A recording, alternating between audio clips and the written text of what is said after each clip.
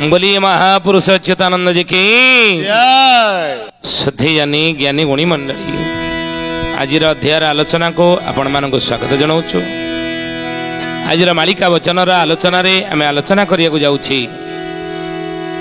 महापुरुष अच्युतानंद मालिका लिखिचंती गंगा देवी कली जुगरे दिने पातालगामी होइजिबे आउ बहिबे नाही काहेकि आउ केते बेले हेबे ई विषय आज आम आलोचना करिया जाऊँ। महापुरुष आगत भविष्यांत मालिका कहले बलराम दास कौन देखिले कहले पुण्य तीर्थ माने पापरे पतन जड़े जेऊ स्नान करी जड़े जेऊ स्नान करी हे सुजने जड़े जेऊ स्नान करी तेणु करी सब अंतर्ध्यान हेबे न रहिब आओ बारी सुण सुजने गुणी बेल काल आसी लाड़ी हे सुण सुजने गुणी।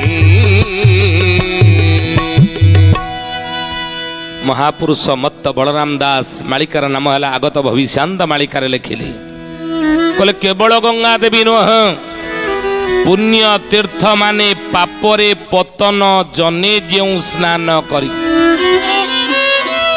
पाप पंकरे बुड़ी रही कलिजुगर मनीष जदि पुण्य तीर्थ रे स्नान करे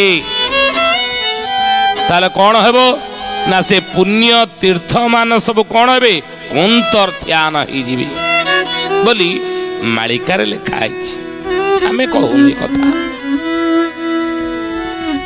महामुनि व्यास से तो पदे लिखिले ना के कलौ 10 सहस्राणी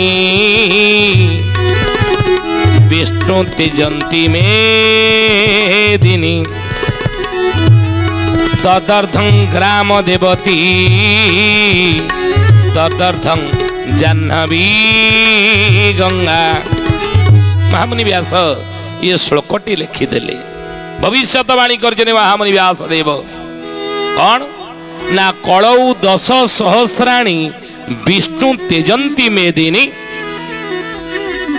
भगवान विष्णु बारंबार अवतार नियंती नहीं पृथ्वी पृष्ठ रे सुधियानी यदि अवतार नियंती पृथ्वी पृष्ठ रे किंतु महापुरुष व्यास कहले महामुनि व्यास किंतु 10,000 वर्ष कलिजुग भोग परे भगवान विष्णु आ मेदिनी रे अवतार ग्रहण करिवे नहीं। वर्तमान तो कलिजुग 10,000 वर्ष भोग जाइने ना पर पांजी देखिए कैलेंडर देखिए आम जहाँ कहबू तथ्य तत्व आपण प्रमाण देबू मालिका शास्त्र प्रमाण देबू कैलेंडर देखुना घरे पांजी देखुना कलिजुग केते भोग होइछि वर्तमान 2024 मसीहा सुधा कलिजुग भोग होइछि 5,126 27 वर्ष किंतु कलिजुग व्यास महामुनि व्यास लिखिले कलिजुग जो 10,000 वर्ष भोग हो से भगवान विष्णु आउ धराधाम अवतार नेबे नाई मेदिनी त्याग करदे कलौ 10 सहस्राणी विष्णु त्यजंती मेदिनी तदर्थं ग्राम देवती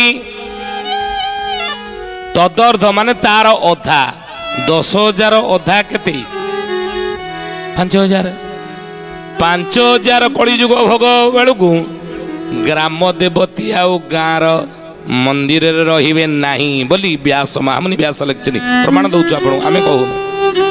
अच्युतानंद महापुरुष मालिकार नाम शिवकल्प नवखंड निर्घंटरे एई भविष्यवाणी कली कौन कहले ग्रामे ग्राम देवी अपूजा रहिबे वृंदावती फिंगी देवे बहुल वृंदावती फिंगी देवे मनीष बणिया करी चंदी परा कथा कहिब कि केबे जय जगन्नाथ जय जगन्नाथ जय जगन्नाथ जय जगन्नाथ। मालिकार लिखिले ग्रामे ग्राम दियो अपूजा रहिबे वृंदावती फिंगी देवे मनीष तैयारी करी चंदी परा कथा कहिब कि केबे जहा महामुनि व्यास भविष्यवाणी करथिले ताहा आज कौन सत ही ଅଚ୍ୟୁତାନନ୍ଦଙ୍କର ଭବିଷ୍ୟତବାଣୀ ମାଳିକା ଦେଖନ୍ତୁ ସତ 600 ବର୍ଷ ତଳେ କହିଥିଲେ ହେଇଛି। ଗ୍ରାମେ ଗ୍ରାମ ଦିଅ ଦେବତା ମାନେ ଠିକ ସମୟରେ ଆଜି କ'ଣ ପୂଜା ପାଉଛନ୍ତି? ନୀତି କ'ଣ ସବୁ ଠାକୁରଙ୍କର ଠିକ ସମୟରେ ହେଉଛି? ଗୋଟେ ସମୟ ଜ୍ଞାନ ଅଛି, ନୀତି ନିର୍ଘଣ୍ଟ କରାଯାଇଥାଏ ଶାସ୍ତ୍ରୀୟ ମତ ଅନୁସାରେ। ଧ୍ୟାନ ଦେବେ କଥା ଉପରେ। ଯେତେବେଳେ ଗୋଟେ ମନ୍ଦିରରେ କୌଣସି ଦିଅ ଦେବତାଙ୍କର ପ୍ରାଣ ପ୍ରତିଷ୍ଠା ହୁଏ, ये प्राण प्रतिष्ठारे 10 स्नान विधि परे जेतबले मूर्ति रे प्राण संचालित करा जाए, प्राण प्रतिष्ठा ही जाती गोटे पत्थर मूर्ति हेउ बा मार्बल मूर्ति हेउ बा मुगुनी पत्थर मूर्ति हेउ, सेतबले कौन हुए से पत्थर मूर्ति रे प्राण संचार ही जाए, से जीवंत ही जाए।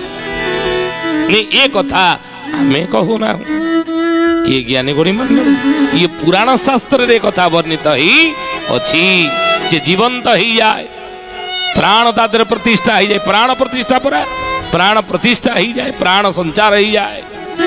कथा कुआ चली बोली पारुथा देवता ही जानती लाकिले ओ करती एवं तांकर पूजार्चना पई नीति निर्घंट ही था। ओ समय रे मंगल आरती हेबो, क्यों समय रे नीति हेबो, प्रथम ये सब नीति निर्घंट ही था। ज्ञानी गुणी मतलब से नीति अनुसार पंडित पूजक माने नीतिकांति से देवतांगर करंती मंदिर रे नहीं। ये आदिम समय चली आसुची, पुराण जुगर चली आसुची प्रथा परंपरा नहीं। बोली महापुरुष अच्युतानंद जी की शुद्धि जानी ज्ञानी गुणी मंडली आलोचना करुले से नीति निर्घंट होता है। क्यों समय नीतिकांति सब ठाकुरंकर प्रभुंकर हम मांकर हम ये सब चली ठीक थिला, किंतु वर्तमान कौन होईची? अच्युतानंद मालिकार जहाँ लिखिते ताही लिखि नथिले ग्रामे ग्राम दियो अपूजा रहिबे। गाँ रे ग्राम दियो देवता माने बेले बेले अपूजा रहिबे, पूजा पाइबे नहीं। आउ वृंदावती फिंगी देवे।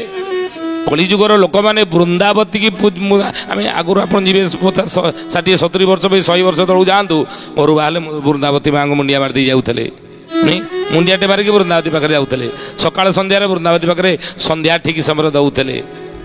आज आउ अच्छी आज ये नियम समझे पालन करूना। विज्ञान चाकचक्य भितर आधुनिकतार चाकचक्य भितर विज्ञान मिछ द्वाही दे अपसंस्कृति पछरे गोड़े पाश्चात्य संस्कृतिर कबल पड़ी आज ये प्रथा परंपरा को कलिजुगर आधुनिक मनीष आज बोली अपसंस्कृति पछरे गोड़े। ये कथा अच्युतानंद लिखिले वृंदावती फिंगी देवे। आ जुक्ति करी कहे जदि किए पचारिदेला ये ठाकुर मुंडिया कहीं मनीष पुणिया करा कथा कह ये वृंदावती की मनीष तैयारी करछि, ये पत्थर मूर्ति की तो मनीष तैयारी करछि, ये कौन के कथा कह कहीं पूजा करवा। ये कथा हम बोली महापुरुष मालिकार लिखिले बुझिले। आज ताही तेणु गाँ रे गाँ दियो देवता माने आज मंदिर रे मध्य ये ज्ञानी गुणी मंडली रहिबे नाही बोली मंदिर त्याग करियो बोली मालिकार लिखाई। महामुनि व्यास कहले तदर्थं ग्राम देवती कलिजुग 5000 वर्ष भोग बेल को गाँर दियो देवता माने मंदिर आउ रहिबे नाही। एवं तदर्थं जाह्नवी गंगा तार अधे केते 5000 वर्ष भोग बेल को कलिजुग ग्राम देवती माने दियो देवता माने मंदिर छाड़देवे। तार अधा हूँ 2500 वर्ष 2500 वर्ष भोग कले कलिजुग आउ गंगा देवी मध्य पृथ्वी रे रहिबे नाही। गंगा देवी पातालगामी होइजिबे बोली मालिकार लेखा हला। महापुरुष आगत भविष्यान्त मालिकार लिखिले बोले नदी फाटी जीव खंड खंड होई पाताले अम्बो लुचिब गंगा देवी पूर्ण पाप भरा जोगे पातालगामी होइब पातालगामी होइब हे सुजने पातालगामी होइब पातालगामी होइब हे सुजने पातालगामी होइब। नदी फाटी जीव खंड खंड होई पाताले अम्बु लुचिब। अम्बु कहले कौन जल, अम्बु कहले जल।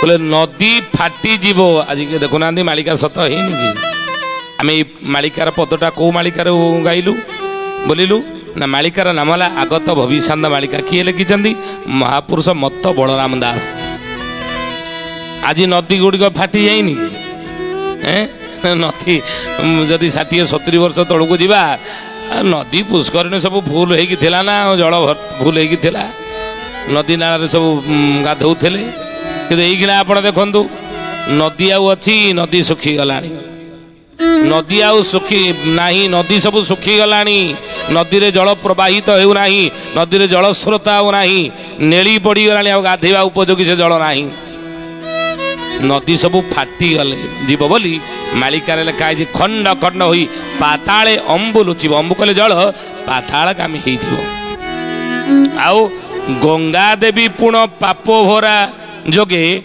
पाताल गामी होइबो माँ गंगा देवी पाप भारा जोगु आज